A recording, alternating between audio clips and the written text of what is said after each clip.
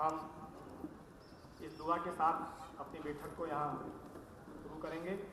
आप सभी इस दुआ को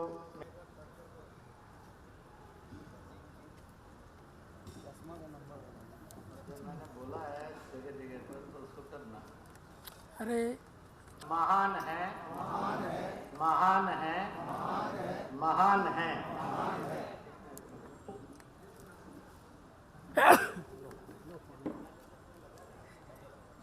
हे मालिक, तू सदा महान है, महान है, महान है। हे मालिक, हम सदा आपकी इबादत में रहें। हे मालिक, हम सदा नेक रास्ते पे चलें।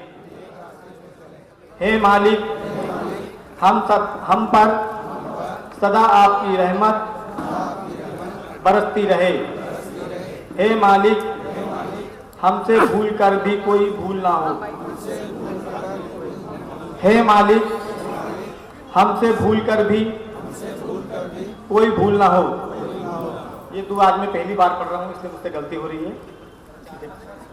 जी जी। हे मालिक, हम अपने वतन, बुजुर्गों व तहजीब की इज्जत बढ़ाने वाले बने। हे मालिक, हम अपनी ईमान वाले, मोहब्बत वाले, भाईचारे वाले हों। हे मालिक, हमसे सदा दूसरों का, वतन का, दुनिया का भला हो। हे मालिक, तू सदा महान है, महान है, महान है। जय हिंद।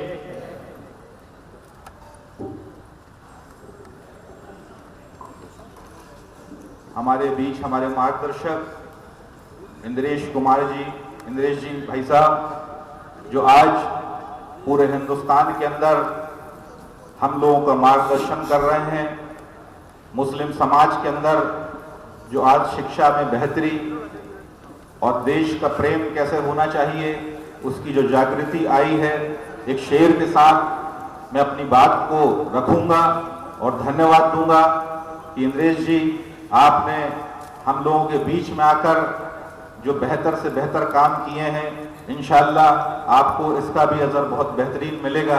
किसी शायर ने क्या खूब कहा है कि किसी गरीब के बस में तो कुछ और नहीं, किसी गरीब के बस में तो कुछ और नहीं, फकत मुफलिसी पे दिन गुजार लेता है, फकत मुफलिसी पे दिन गुजार लेता है।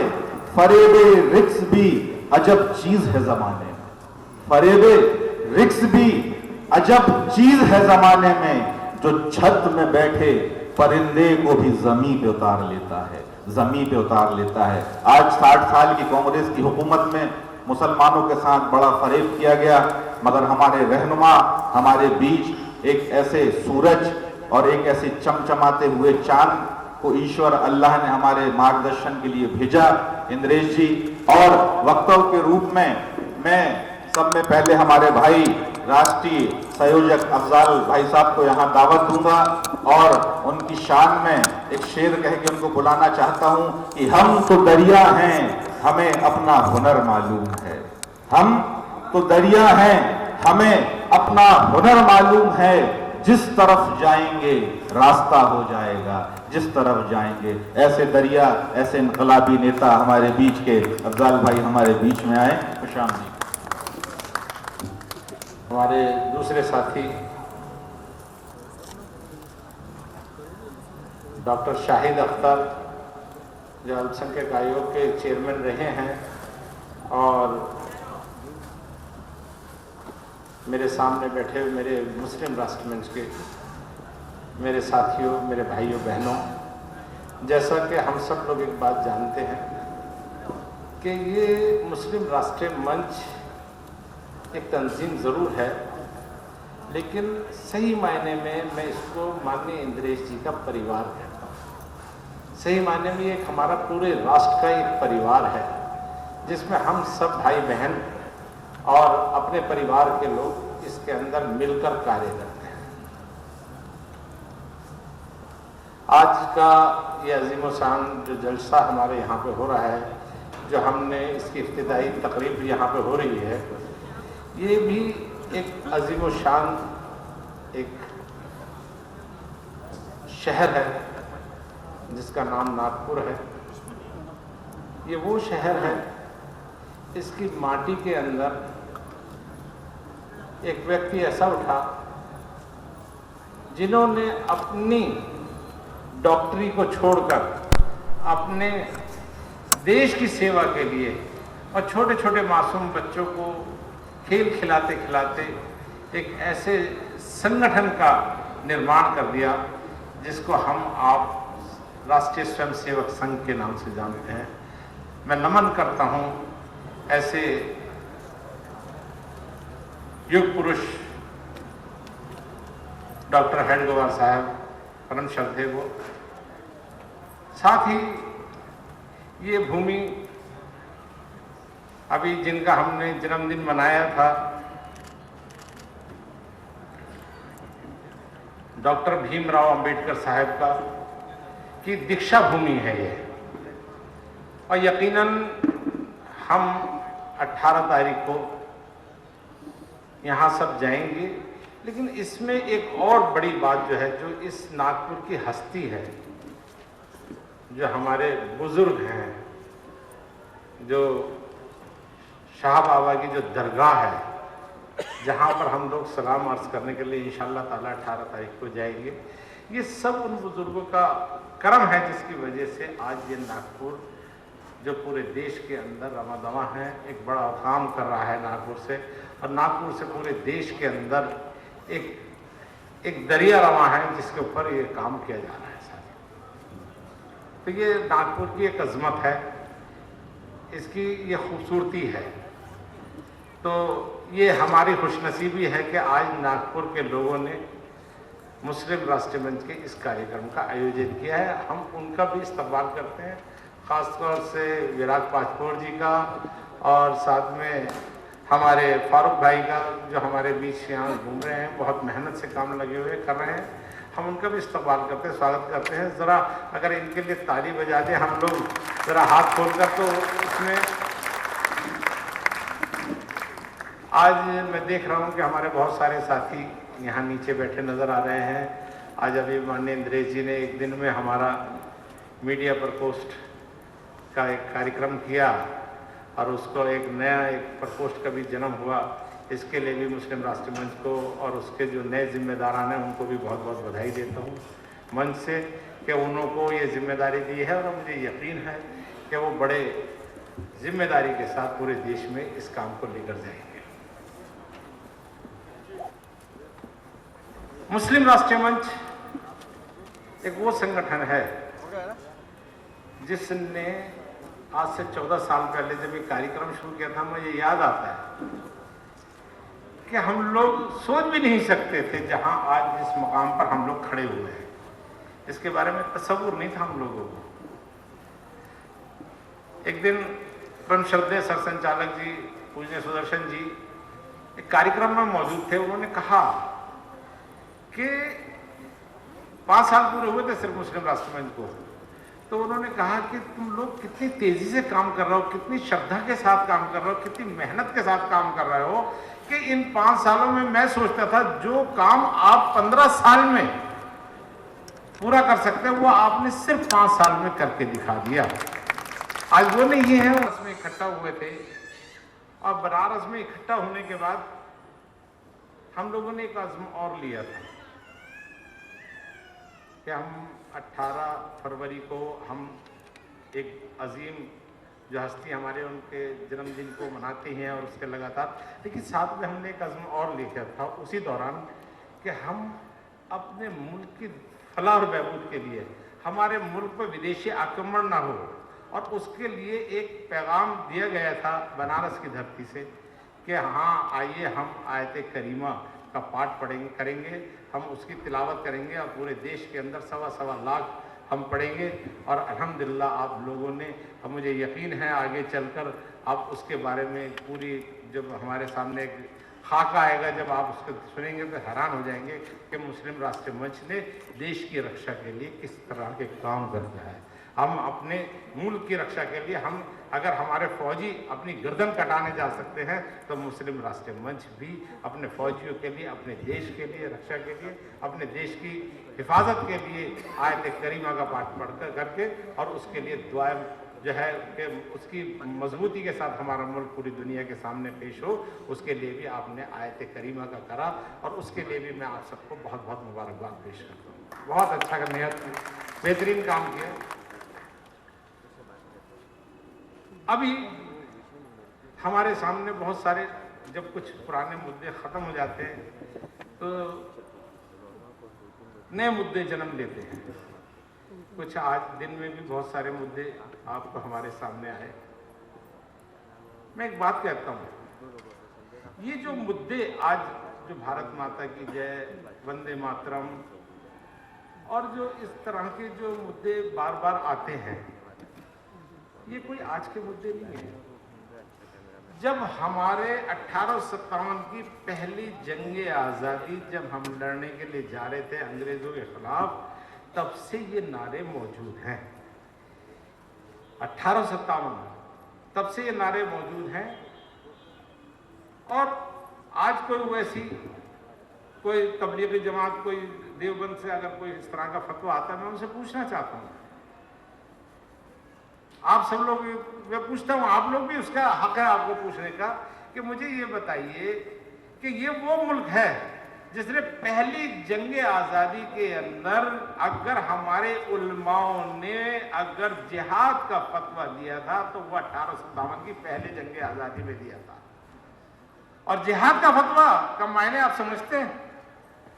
जिहाद जब मुसलमान के ऊपर वाजिब हो जाता है, ये वाला जिहाद नहीं जो आतंकवाद है, ये तो सरासर आतंकवाद है। लेकिन जब मुल्क के ऊपर जब हम कहते हैं, नबी करीम सल्लल्लाहु अलैहि वसल्लम ने फरमाया हुब्बुल वतनी मिनल ईमान, हुब्बुल वतनी निस्फुल ईमान, जब हम इस बात की बात करते हैं तो उस वक्त जब आप बात करते हो तो जब मुल्क के ऊपर, उस मुल्क के ऊपर अगर एक उसकी फलाह और बहबूद के ऊपर आंच आती है तो जिहाद का फतवा आता है। और जिहाद के फतवे के बारे में आप सबको मालूम होना चाहिए। अगर आप लोग अपने घर में बैठकर पानी पी रहे हैं और फतवा आपको नाजिल हो गया तो वो पानी आपका हराम है। आप अपने घर में बैठकर पानी भी नहीं पी सकते, खाने की तो बात दूर है।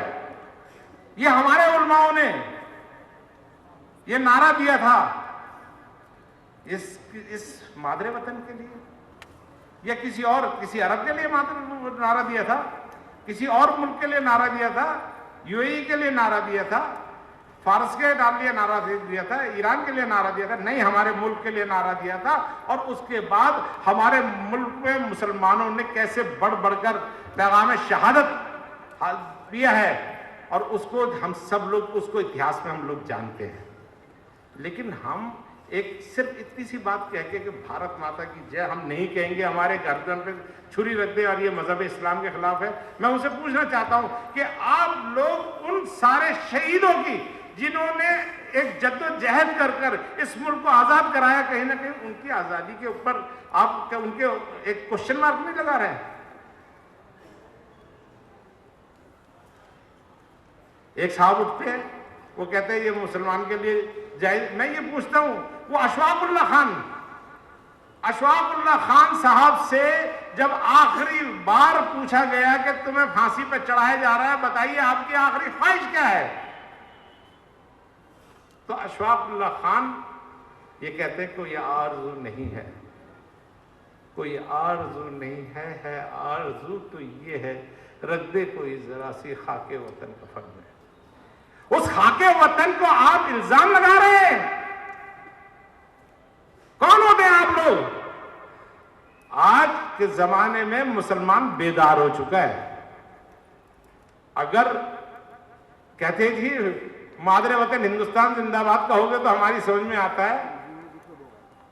मैं उनसे पूछना चाहता हूं कि जिंदाबाद कहना, ये जय कहना, अगर आप और हम मुसलमान हैं, एक और मैं मुद्दा इसके अंदर जोड़ता हूं कि देखिए ये मुसलमान जो है ना, इस सरजमीन पे पैदा हुए, हमारी माँ ने 9 महीने हमारे पेट में रखा और उसके बाद इस सरजमीन पे हमने खाया पिया, जिंदगी गुजारी, और उसके बाद यही जमीन कोई अरब की जमीन, सऊदी अरबिया की जमीन नहीं थी, कोई ईरान इराक की जमीन नहीं थी। वो ये जमीन कहती है कि जब तुम अपनी पूरी जिंदगी गुजार करके जब इस मेरी जमीन मादरे वतन के अंदर मेरे अंदर आओगे तो खुदा की कसम मैं तुझे आखिर तक के आखिरत तक, जब तक आखिरत का दिन ना आए, तुझे अपने अंदर संजोगे रखूंगा। उस मादरे वतन के बारे में आप इस तरह की बात करते हैं।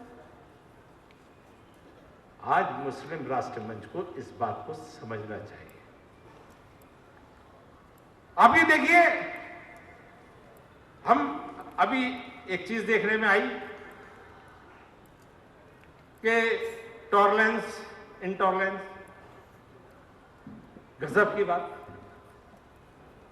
अरे दुनिया का कोई ऐसा मुल्क नहीं है। मुझसे कहीं एक पत्रकार साहब ने पूछ लिया कि इंटॉलरेंस के बारे में आप क्या कहते हैं। मैंने कहा ये मेरा मुल्क जिसके ऊपर मुझे नाज है और हम सबको नाज होना चाहिए, इस मुल्क में हम लोग पैदा हुए हैं और इस मुल्क में पैदा होने के बाद आज अगर हम सोचे, आप देखिए ना, सोचिए, जरा सा सोचिए कि आज इस मुल्क में हम 20%, 25% होंगे, बाकी क्या 80%, 85%, 75% तो हिंदू भाई हैं, मानते हैं? आज उनके इष्ट देव भगवान राम जो है, आज उनके लिए कोई स्ट्रक्चर तैयार नहीं है। उनकी पूजा अर्चना टेंट के अंदर हो रही है। लेकिन यहाँ के हिंदू भाइयों को मैं सलाम करता हूँ कि उन्होंने कहा कि जो हमारे ऊपर जो अदालत हमें फैसला देगी वो इंतज़ार कर रहे हैं। आज क्या हम लोगों को इसकी अजमत को समझना नहीं चाहिए? कितने बड़े टॉलरेंस के हमारा, इससे बड़ा कोई अगर मुझे कोई लाके दिखा दीजिए, कोई एक बात लाके दिखा दीजिए। मैं पूछना चाहता हूं, और उन्हीं के नेतृत्व करने वाले माननीय इंद्रेश जी हमारे बीच में बैठे हुए हैं और वो कहते हैं कि ठीक है, क्या हम लोगों को नहीं सोचना चाहिए? मुस्लिम राष्ट्र मंच को इस बारे में सोचना चाहिए। जब हम आतंकवाद के बारे में सोच सकते हैं, धारा 370 के बारे में सोच सकते हैं, गौरक्षा के बारे में सोच सकते हैं, तो क्या हम भगवान राम के बारे में नहीं सोचना चाहिए? क्या हमारे को दूसरे लोग आके कहेंगे या हमारे अंदर की आत्मा नहीं वो करती, जंग जोड़ती? हमारे अंदर की आत्मा को भी आवाज देना चाहिए कि एक पूरा सेक्ट है जो हमारे लिए, आप देखिए हमारे लिए कहाँ कुछ नहीं करते। वो आप हज के लिए जा रहे हैं, पूरी व्यवस्था करते हैं। आप अभी अजमेर शरीफ की दरगाह का वो तो सारी व्यवस्था करने में यही सारे लोग लगते हैं। अरे टॉलरेंस को तो देखिए, जो वो कश्मीर के अंदर, और जो आज आप देखो जवाहरलाल नेहरू के अंदर विश्वविद्यालय में जो खालिद और जो कन्हैया, जो हमारे देश को कहता है कि अफजल हम शर्मिंदा है, तेरे कातिल जिंदा है, जो ये कहने वाले हैं, उनको आज सुरक्षा दी जा रही है इस मुल्क के अंदर। इससे बड़ी, वो कहते हैं इससे बड़ी बात क्या हो सकती है? उनको कि भाई ये मर ना जाए, इनको कोई दूसरा आदमी आके ना मार दे, उनके लिए सुरक्षा कवच दिया जा रहा है उनको। आज वो हुर्रियत वाले बैठे हुए हिंदुस्तान का खाते, हिंदुस्तान में रहते, ये मेरे कश्मीरी भाई बैठे हुए, सब लोग जानते हैं। हर जुमे को सब लोग जानते हैं, हर जुमे की नमाज के बाद संगबारी होती है। सबको पता है कि सारा जितना भी वहां पर जितना भी वो है डाउनटाउन का एरिया है जम्मू कश्मीर के अंदर, मैंने खुद अपनी निगाह से देखा है कि वो नमाज के बाद आते हैं, पथराव करते हैं, फौज के ऊपर पथराव करते हैं और फौज चुपचाप बर्दाश्त करती है। इससे बड़ा टॉलरेंस कहाँ होगा? अगर किसी मुल्क की आज़ादी के ऊपर हर्फ आए, कोई मुल्क के तिरंगे झंडे के ऊपर अगर ये कहे और ISIS के नारे लगाए, तो क्या वो मुल्क अगर बर्दाश्त कर रहा है? ये बहुत बड़ा टॉलरेंस है।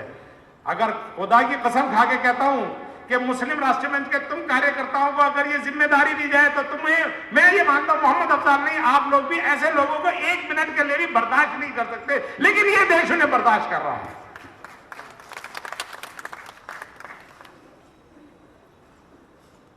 ये देश उन्हें बर्दाश्त कर रहा है और हमारा दिल भी उसे बर्दाश्त कर रहा है। आज कश्मीर के बारे में कहते हैं, कश्मीर में इतनी मुहिम, अरे महाराजा हरि सिंह के साथ एक दफा जो फैसला हो गया हो गया। कौन होते हो तुम लोग? तुम चाइना को कश्मीर का हिस्सा देने वाले कौन होते हो? हमारे मुल्क का हिस्सा, हमारे देश का हिस्सा पहले पाकिस्तान का कब्जा है और उसके बाद चाइना को भी दे दिया, और हम बर्दाश्त कर रहे हैं। हमारी फौजें जिनके सर काटकर वो आतंकवादी और वहां की फौज ले जाती है, और हमारी फौजें उन्हीं की सुरक्षा कर देती है। आप देखिए ना कितना बड़ा जुल्म है। क्या हम लोगों को इस बात को समझना नहीं चाहिए? मुस्लिम राष्ट्रीय मंच के अगले 2 दिन हमें हर उन बातों पर चर्चा करनी चाहिए। ठीक है कि हम में वो ताकत नहीं है, हमारे हाथ में वो गन नहीं है, ना हम वो ले सकते कि हम गन लेकर हम इस तरह का कानून अपने हाथ में लें। लेकिन अल्लाह ताला ने हमें ज़बान तो बख्शी है, तो हम उस ज़बान का क्यों नहीं इस्तेमाल करेंगे? हमें अपने मुल्क में जाकर जिसको जो इंसाफ चाहिए, बाबर हमारा नहीं है, बाबर विदेशी है, भगवान राम हमारे हैं। हमारे पुरखों ने जो आज अगर कोई ये झूठ बोलता है कि वो ये कहता है कि अगर हमारे पुरखे जो हैं वो हिंदू नहीं थे और हम कोई सऊदी अरबिया के आए हुए नहीं हैं, हमारे पुरखों ने ही भगवान राम को पूजा अर्चना किया होगी। आज ठीक है हम एक खुदा की इबादत करते हैं, लेकिन कहीं ना कहीं हमारी उनके लिए हमारी अजमत तो होनी चाहिए। नबी करीम सल्लल्लाहु अलैहि वसल्लम ने फरमाया कि 1,24,000 अंबिया इस दुनिया में आएंगे, क्या उसमें से एक भगवान राम नहीं हो सकते? और हैं। हमें इस बात को, तो इसलिए हमें इस अजमत को भी ध्यान में रखना। आप देखिए, अगर आप लोग खड़े होकर एक दफा इस तरफ चलेंगे, देखिए कितने लोग आपको जो है ना आपके लिए कदम आपके चूमने के लिए तैयार बैठे, कितने लोग आपका के लिए कदम से कदम मिलाकर काम करने के लिए तैयार हैं। लेकिन हमें जब अपने मजहब की बात करते हैं, जब हम अपने दीन की बात करते हैं, तो हमें हमारे भाइयों के दीन, जो हमारे बड़े भाई हैं, जिन्होंने हमें अपने साथ मोहब्बत के साथ रखा पिछले 65 साल के अंदर, आज माननीय इंद्रेश जी मुस्लिम राष्ट्रीय मंच हैं, उनको क्या जरूरत पड़ी थी? आज किसी हिंदू को जरूरत नहीं है मुसलमान को साथ लेके कदम से कदम मिलाएं। क्या जरूरत है मुसलमान तालीम हासिल करें? क्या जरूरत करें उनकी बहनों को, उनकी बेटियों को? वो कहते, उनका मुंह दुखता है, कहते हुए अरे भाई देखो कैसा वक्त आ गया है, हमारी बहनों को अगर तलाक दिया जाता है, जब मेरी बहन, मेरी माँ, मेरी बेटी को अगर तलाक दिया जाता है तो मुझे तकलीफ होती है, जब दूसरे की होती है तो मुझे तकलीफ नहीं होती है। माननीय इंद्रेश जी ने कहते हैं इस सिलसिले को खत्म कर देना चाहिए। आइए हम सब लोग ऐसे समाज की स्थापना करें कि हमारी किसी बहन बेटी को तलाक ना हो। ऐसा समाज पैदा करें। क्या हम लोग ऐसा समाज नहीं पैदा कर सकते? जिंदगी लगाई है, क्या हम ऐसे समाज नहीं पैदा कर सकते? कर सकते हैं। आप लोगों ने ही यहां तक लेके आए हैं और आप लोग ही आगे लेके जाने वाले हैं। देखिए, दुनिया में बहुत सारे लोग बहुत सारे जज्बातियात में आके पता नहीं क्या क्या कहते हैं। हम जज्बात वाले नहीं हैं, हम दिल वाले हैं। हमें जब अपने मजहब की बात करें तो दूसरे मजहब के बारे में भी हमें सोचना चाहिए। वो भी हमारे अपने हैं, हमारे पुरखों के हैं। तो ये बात मुझे किसी ने नहीं कही, लेकिन मेरे दिल की आवाज़ है ये। इसलिए तुम मेरे सब साथी हो, मेरे साथ कंधे से कंधा मिला के काम करने वाले हो, तो हम लोगों को इस विषय पर भी काम करना चाहिए। अगर कोई आज मदरसों के अंदर जो बात आती है, हम खुद जाकर, मैं आप सभी हजरात से गुजारिश करता हूँ कि हम सब खुद जाकर जगह जगह 15 अगस्त पर हम लोग अपने घरों से निकलें और अपने मदरसे, जो नज़दीक वाला मदरसा है, मस्जिद की बात नहीं कर रहा मैं, नज़दीक वाले मदरसे में जाकर उसे 2-4 दिन 5 दिन पहले तिरंगा झंडा खुद ले जाकर लगाएं और उनसे कहिए कि आइए हम अपने देश की वैदानियत के गीत गाएं, अपने लोगों को अजमत बताएं अपने देश की, है जी। क्योंकि अगर हम तिरंगा नहीं फहराते, हम अपने बुजुर्गों की शहादतों का अगर हम जिक्र नहीं करते, तो कहीं ना कहीं हम उन बुजुर्गों की शहादत के लिए नाइंसाफी कर रहे हैं। हमें आगे बढ़कर इस काम को करना है मेरे साथियों। ये किसी का हुक्म नहीं है, ये हमारे दिल की आवाज है, हमारे मुल्क की आवाज है। आज मुस्लिम राष्ट्रीय मंच इस देश की इक्तिदा के लिए, इस देश के इत्तेहाद के लिए, इस देश के भाईचारे के लिए एक अजीम काम कर रहा है। और उस काम को करते करते आपने पीछे मुड़कर नहीं देखना है। याद रखिए, हमें आगे बढ़ना है। हमें अपने मुल्क के खिलाफ कहने वाले किसी आदमी को, ठीक है हमारे पास आज लाठी नहीं है, डंडा नहीं है, तलवार नहीं है, हम इससे काम करने वाले नहीं हैं, लेकिन अल्हम्दुलिल्लाह हमारे पास जबान तो है। लेकिन अगर आप जबान से भी खामोश रहेंगे तो आप इस मुल्क के भी देनदार रहेंगे और उस पर वाले के भी देनदार रहेंगे। इसलिए अपनी जबान को खामोश ना रखिए। जब भी कोई इस तरह का बयान दे, कोई भी किसी शख्स को उठ के अगर इस तरह का बयान देता है और तुम्हारे दिल की आवाज ये कहती है कि ये हमारे मुल्क के लिए, हमारी फलाह के लिए, मुल्क की फलाह और बहबूद के लिए, हमारे मुल्क के दिफा के लिए अगर ये लफ्ज सही नहीं है, तो हमें खड़े होकर बात करनी है। यही मुस्लिम राष्ट्रीय मंच है। मुझे यकीन है कि आप सब लोग आगे बढ़कर मेरे इस बात को ध्यान में रखेंगे और मुझे यकीन है आप लोगों ने हमेशा जितना साथ दिया है पूरे संगठन का हमारा, यकीनन मैं दिल की गहराइयों से आपका शुक्रगुजार हूँ। और आप लोग सब एक लंबा सफ़र अदा कर यहाँ आए हैं और सिर्फ एक कॉल के ऊपर आप लोग आ जाते हैं। आप देखिए ना, लोगों को मैं देखता हूँ, सरकारें जो लगी होती है, चाहे वो सरकार हो या गैर सरकार हो, राजनीतिक पार्टियाँ भर भर के मंगवाते हैं, तुम मोहब्बत के साथ आते हो, है। एक साहब ने मुझसे पूछ लिया कश्मीर में, कह ले भाई तुम्हारे यहाँ मुसलमानों के आने का रेशो क्या है, कितने बुलाते हो, कितने आते हैं? तो मैंने कहा 3 बुलाए 13 आए, दे दाल में पानी, है।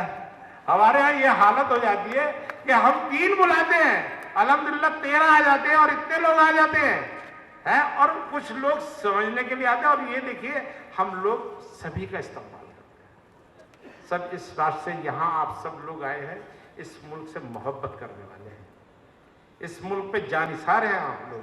अगर जरूरत पड़ेगी आप खून पसीना क्या अपना खून भी बहा देंगे इस मुल्क के लिए, मुझे यकीन है इस बात का। और हम लोग इस मुल्क के लिए, इसकी अजमत के लिए, आज जिस तरीके से आज हमारा जो आज सेल में जिससे कहता हूँ, और आज अखबार के जरिए आज तर्जुमान हो गया, तो कल मैं ये समझता हूँ, मैं आज एक सपना देख रहा हूँ कि कल एक हमारा टीवी चैनल भी हो सकता है। जब हमारे अखबार हो सकते हैं तो एक टीवी चैनल भी हो सकता है कि हम लोग वहाँ जाकर उस टीवी चैनल पे अपने दिल की बात कह सके और अपने भाई साहब इंद्रेश जी को बुलाकर और उसके अंदर हम बताएंगे देश कैसे चलाया जाता है, हम बताएं देश के निर्माण के लिए कैसे कार्य किया जाता है। अगर ऐसा भी एक सपना देखना अगर हम माननीय इंद्रेश जी के मार्गदर्शन में अगर हम कर सकते हैं तो कोई गुस्ताखी नहीं कर रहा है। मुझे यकीन है इंशाअल्लाह ताला आप लोग इसी तरीके से आगे कदम बढ़ाते रहेंगे। जय हिंद, जय भारत। मैं नारा लगाऊंगा जोरदार और उस नारे को आप लोगों ने भी लगाना, भारत माता की जय। बाहर तक, सड़क तक जो आवाज जानी चाहिए, पता चले कि जो हमारे मुल्क के बारे में जो कोई इस तरह की बकवास करेगा उसका मुंह बंद करने के लिए मुस्लिम राष्ट्रीय मंच का एक एक कार्यकर्ता तैयार है। भारत माता की जय, भारत माता की जय, भारत माता की जय। जय हिंद, जय भारत।